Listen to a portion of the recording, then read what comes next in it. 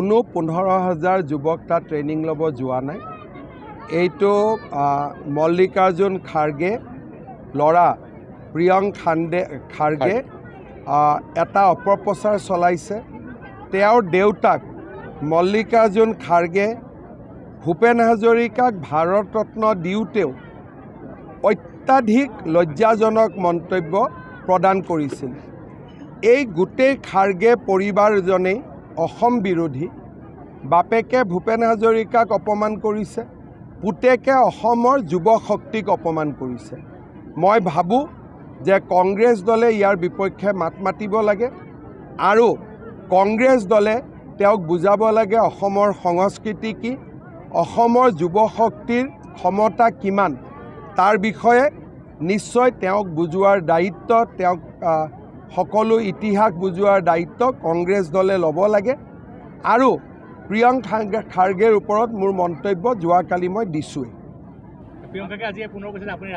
চাওক, মই আৰু কি ৰাজনীতি কৰিম, তেওঁৰ লগত আৰু যুঁজ বাগৰ কৰি থকাটোতো মোৰ কাম নহয়। মোৰ যি ক'ব লাগে মই কৈ দিছোঁ।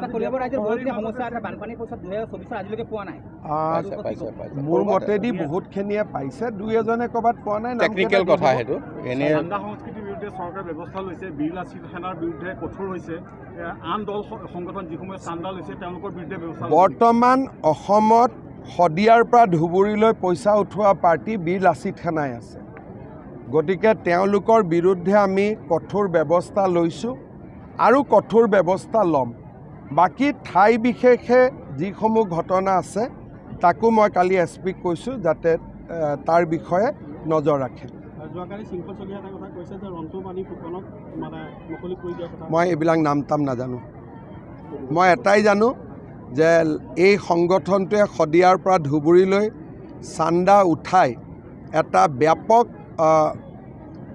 খেলি মেলি কৰিছে। এছাম সন্দেহযুক্ত লোকে পিছফালে অসম উপাধিটো লিখিও বহুত ডাঙৰ তাণ্ডৱ নামনি অসমত চলাই আছে। যেনেকৈ এটা নাম কিবা ৰিজু অসম নে ৰিতু অসম, তেওঁৰ নাম কিন্তু ৰিজু আহমেদ নে ৰিতু আহমেদ।